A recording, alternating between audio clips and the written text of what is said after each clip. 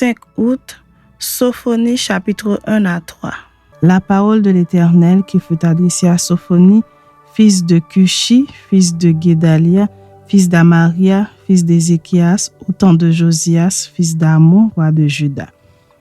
Je détruirai tout sur la face de la terre, dit l'Éternel. Je détruirai les hommes et les bêtes, les oiseaux du ciel et les poissons de la mer, les objets de scandale et les méchants avec eux. J'exterminerai les hommes de la face de la terre, dit l'Éternel. J'étendrai ma main sur Juda et sur tous les habitants de Jérusalem. J'exterminerai de ce lieu les restes de Baal, le nom de ses ministres et les prêtres avec eux, ceux qui se prosternent sur les toits devant l'armée des cieux, ceux qui se prosternent en jurant par l'Éternel et en jurant par leur voix, ceux qui se sont détournés de l'Éternel et ceux qui ne cherchent pas l'Éternel, qui ne le consultent pas. Silence devant le Seigneur l'Éternel, car le jour de l'Éternel est proche, car l'Éternel a préparé le sacrifice, il a choisi ses conviés. Au jour du sacrifice de l'Éternel, je châtierai les princes et les fils du roi et tous ceux qui portent des vêtements étrangers. En ce jour-là, je châtierai tous ceux qui sautent par-dessus le seuil, ceux qui remplissent de violence et de fraude la maison de leur maître. En ce jour-là, dit l'Éternel, il y aura des cris à la porte des poissons, des lamentations dans l'autre quartier de la ville et un grand désastre sur les collines. Gémissez, habitants de Maktesh, car tous ceux qui trafiquent sont détruits, tous les hommes chargés d'argent sont exterminés. En ce temps-là, je fouillerai Jérusalem avec des lampes et je châtierai les hommes qui reposent sur leur lit et qui disent dans leur cœur, l'Éternel ne fait ni bien ni mal. Leurs biens seront au pillage et leurs maisons seront dévastées. Ils auront bâti des maisons qu'ils n'habiteront plus. Ils auront planté des vignes dont ils ne boiront plus le vin. Le grand jour de l'Éternel est proche, il arrive en toute hâte. Le jour de l'Éternel fait entendre sa voix et le héros pousse des cris amers. Ce jour est un jour de fureur, un jour de détresse et d'angoisse, un jour de ravage et de destruction, un jour de ténèbres et d'obscurité, un jour de nuée et de brouillard, un jour où retentiront la trompette et les cris de guerre contre les villes fortes et les tours élevées. Je mettrai les hommes dans la détresse et ils marcheront comme des aveugles parce qu'ils ont péché contre l'Éternel. Je répandrai leur sang comme de la poussière et leur chair comme de l'ordure. Ni leur argent, ni leur or ne pourront les délivrer au jour de la fureur de l'Éternel. Par le feu de sa jalousie, tout le pays sera consumé, car il détruira soudain tous les habitants du pays. Chapitre 2. Rentrez en vous-même, examinez-vous, nation sans pudeur, avant que le décret s'exécute et que ce jour passe comme la balle, avant que la colère ardente de l'Éternel fonde sur vous, avant que le jour de la colère de l'Éternel fonde sur vous. Cherchez l'Éternel, vous tous, humbles du pays qui pratiquez ses ordonnances. Recherchez la justice, recherchez l'humilité. Peut-être serez-vous épargnés au jour de la colère de l'Éternel. Car Gaza sera délaissé, Ascalon sera réduit en désert, Asdod sera chassé en plein midi, Écron sera déraciné. Malheur aux habitants des côtés de la mer, à la nation des Kérésiens. L'Éternel a parlé contre toi, Canaan, pays des Philistins. Je te détruirai, tu n'auras plus d'habitants. Les côtes de la mer seront des pâturages, des demeures pour les bergers et des parcs pour les troupeaux. Ces côtes seront pour les restes de la maison de Juda. C'est là qu'ils paîtront. Ils reposeront le soir dans les maisons d'Ascalon, car l'Éternel, leur Dieu, ne les oubliera pas et il ramènera leurs captifs.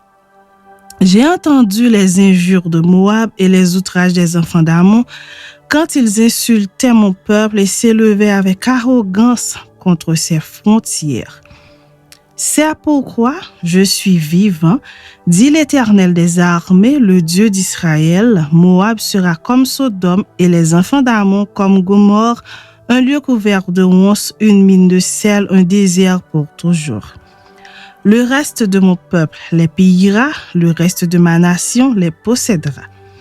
Cela leur arrivera pour leur orgueil parce qu'ils ont insulté et traité avec arrogance le peuple de l'Éternel des armées. L'Éternel sera terrible contre eux car il anéantira tous les dieux de la terre. Et chacun se prosternera devant lui dans son pays, dans toutes les îles des nations. Vous aussi, Éthiopiens, vous serez frappés par mon épée. Il étendra sa main sur le septentrion, il détruira la Syrie et il fera de Ninive une solitude, une terre aride comme le désert. Des troupeaux se coucheront au milieu d'elle, des animaux de toute espèce. Le pélican et le hérisson habiteront parmi les chapiteaux de ses colonnes. Des cris retentiront aux fenêtres. La dévastation sera sur le seuil, car les lambris de cèdre seront arrachés. Voilà dans cette ville joyeuse qui s'assied avec assurance et qui dit en son cœur, « Moi et rien que moi. » Et quoi? Elle est en ruine. C'est un repère pour les bêtes. Tous ceux qui passeront près d'elle siffleront et agiteront la main. Chapitre 3. Malheur à la ville rebelle et souillée, à la ville pleine d'oppresseurs. Elle n'écoute aucune voix, elle n'a point égard à la correction, elle ne se confie pas en l'Éternel, elle ne s'approche pas de son Dieu. Ses chefs au milieu d'elle sont des lions rugissants, ses juges sont des loups du soir qui ne gardent rien pour le matin. Ses prophètes sont téméraires, infidèles. Ses sacrificateurs profanent les choses saintes, violent la loi. L'Éternel est juste au milieu d'elle, il ne commet point d'iniquité. Chaque matin, il produit à la lumière ses jugements sans jamais y manquer. Mais celui qui est inique ne connaît pas la honte. J'ai exterminé des nations, leurs tours sont détruites. J'ai dévasté leurs rues, plus de passants. Leurs villes sont ravagées, plus d'hommes, plus d'habitants. Je disais, si du moins tu voulais me craindre, avoir égard à la correction, ta demeure ne serait pas détruite. Tous les châtiments dont je t'ai menacé n'arriveraient pas. Mais ils se sont hâtés de pervertir toutes leurs actions. Attendez-moi donc, dit l'Éternel, au jour où je me lèverai pour le butin, car j'ai résolu de rassembler les nations, de rassembler les royaumes, pour répandre sur eux ma fureur, toute l'ardeur de ma colère. Car par le feu de ma jalousie, tout le pays sera consumé. Alors je donnerai au peuple des lèvres pures afin qu'ils invoquent tout le nom de l'Éternel pour le servir d'un commun accord. D'au-delà des fleuves de l'Éthiopie, mes adorateurs, mes dispersés m'apporteront des offrandes. En ce jour-là, tu n'auras plus à rougir de toutes tes actions par lesquelles tu as péché contre moi. Car alors j'ôterai du milieu de toi ceux qui triomphaient avec arrogance et tu ne t'énorgueilliras plus sur ma montagne sainte. Je laisserai au milieu de toi un peuple humble et petit qui trouvera son refuge dans le nom de l'Éternel. Les restes d'Israël ne commettront point d'iniquité, ils ne diront point de mensonge et il ne se trouvera pas dans leur bouche une langue trompeuse. Mais ils paîtront, ils se reposeront et personne ne les troublera. Pousse des cris de joie, fille de Sion, pousse des cris d'allégresse, Israël. Réjouis-toi et triomphe de tout ton cœur, fille de Jérusalem. L'Éternel a détourné tes châtiments, il a éloigné ton ennemi. Le roi d'Israël, l'Éternel, est au milieu de toi. Tu n'as plus de malheur à éprouver.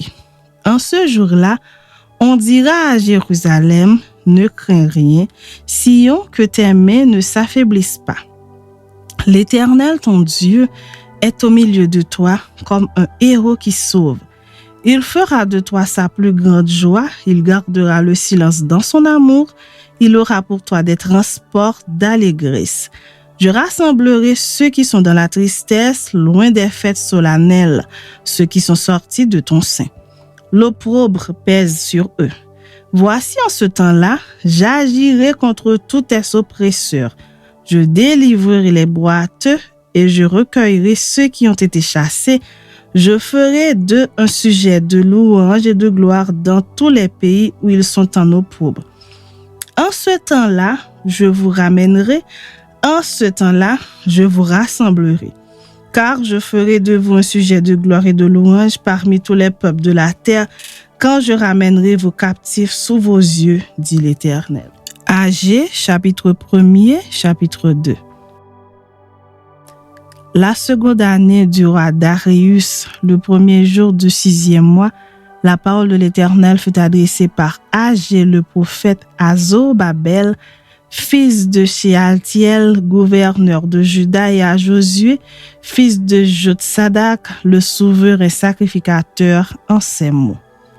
Ainsi parle l'Éternel des armées, ce peuple dit, « Le temps n'est pas venu, le temps de rebâtir la maison de l'Éternel. » C'est pourquoi la parole de l'Éternel leur fut adressée par Agée le prophète en ces mots. Est-ce le temps pour vous d'habiter vos demeures lambrissées quand cette maison est détruite? Ainsi parle maintenant l'Éternel des armées. Considérez attentivement vos voies. Vous semez beaucoup et vous recueillez peu. Vous mangez et vous n'êtes pas rassasiés. Vous buvez et vous n'êtes pas désaltérés. Vous êtes vêtus et vous n'avez pas chaud. Le salaire de celui qui est à gage tombe dans un sac percé. Ainsi parle l'Éternel des armées, considérez attentivement vos voies. Montez sur la montagne, apportez du bois et bâtissez la maison. J'en aurai de la joie et je serai glorifié, dit l'Éternel. Vous comptiez sur beaucoup et voici, vous avez eu peu. Vous l'avez rentré chez vous, mais j'ai soufflé dessus. Pourquoi? Dit l'Éternel des armées. À cause de ma maison qui est détruite, tandis que vous vous empressez chacun pour sa maison. C'est pourquoi les cieux vous ont refusé la rosée et la terre a refusé ses produits. J'ai appelé la sécheresse sur le pays, sur les montagnes, sur le blé, sur le mont, sur l'huile, sur ce que la terre peut rapporter, sur les hommes et sur les bêtes, et sur tout le travail des mains. Zorobabel, fils de Shealtiel, Josué, fils de Jotsadak, le souverain sacrificateur, et tout le reste du peuple entendirent la voix de l'Éternel leur Dieu et les paroles d'Agée le prophète selon la mission que lui avait donnée l'Éternel leur Dieu, et le peuple fut saisi de crainte devant l'Éternel. Agée, envoyé de l'Éternel, dit au peuple, « D'après l'ordre de l'Éternel, je suis avec vous, dit l'Éternel. » L'Éternel réveilla l'esprit de Zorobabel, fils de Shealtiel, gouverneur de Juda, et l'esprit de Josué, fils de Jotsadak, le souverain sacrificateur, et l'esprit de tout le reste du peuple. Ils vinrent et ils se mirent à l'œuvre dans la maison de l'Éternel des armées, leur Dieu, le 24e jour du 6e mois, la seconde année du roi Darius. Chapitre 2.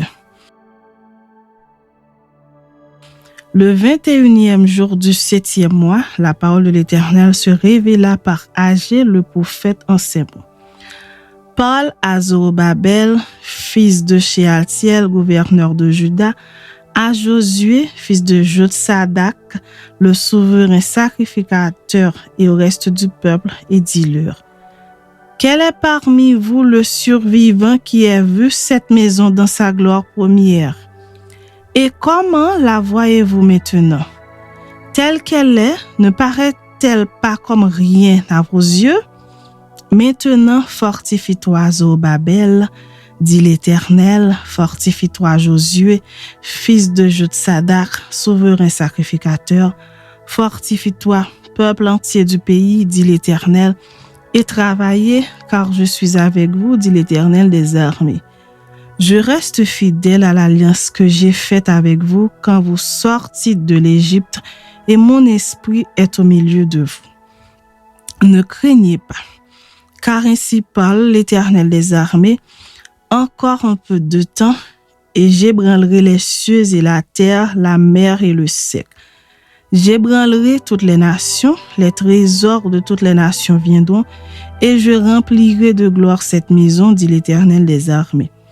L'argent est à moi et l'or est à moi, dit l'Éternel des armées. La gloire de cette dernière maison sera plus grande que celle de la première, dit l'Éternel des armées. Et c'est dans ce lieu que je donnerai la paix, dit l'Éternel des armées. Le 24e jour du 9e mois, la seconde année de Darius, la parole de l'Éternel se révéla par Agé, le prophète, en ces mots. Ainsi parle l'Éternel des armées, propose au sacrificateur cette question sur la loi. Si quelqu'un porte dans le pan de son vêtement de la chair consacrée et qu'il touche avec son vêtement du pain, des mains, du vin, de l'huile ou un aliment quelconque, ces choses seront-elles sanctifiées? Les sacrificateurs répondirent non. Et Agé dit, si quelqu'un souillé par le contact d'un cadavre touche toutes ces choses, seront-elles souillées? Les sacrificateurs répondirent, elles seront souillées. Alors Agé, reprenant la parole, dit, tel est ce peuple, telle est cette nation devant moi, dit l'Éternel, telles sont toutes les œuvres de leurs mains. Ce qu'ils m'offrent là est souillé. Considérez donc attentivement ce qui s'est passé jusqu'à ce jour avant qu'on ne mit pierre sur pierre au temple de l'Éternel. Alors, quand on venait à un tas de 20 mesures, il n'y en avait que 10. Quand on venait à la cuve pour puiser 50 mesures, il n'y en avait que 20. Je vous ai frappé par la houille et par la nielle et par la grêle. J'ai frappé tout le travail de vos mains. Malgré cela, vous n'êtes pas revenus à moi, dit l'Éternel. Considérez attentivement ce qui s'est passé jusqu'à ce jour, jusqu'au 24e jour du 9e mois, depuis le jour où le temple de l'Éternel a été fondé. Considérez-le attentivement. Y avait-il encore de la semence dans les greniers? Même la vigne, le figuier, le grenadier et l'olivier n'ont rien rapporté. Mais dès ce jour, je répandrai ma bénédiction. La parole de l'Éternel fut adressée pour la seconde fois à Agé le 24e jour du mois en ces mots. Parle à Zorobabel, gouverneur de Juda, et dit, j'ébranlerai les cieux et la terre. Je renverserai le trône des royaumes, je détruirai la force des royaumes des nations, je renverserai les chars et ceux qui les montent. Les chevaux et leurs cavaliers seront abattus, l'un par l'épée de l'autre. En ce jour-là, dit l'Éternel des armées, je te prendrai, Zorobabel, fils de Shealtiel, mon serviteur, dit l'Éternel, et je te garderai comme un sceau, car je t'ai choisi, dit l'Éternel des armées.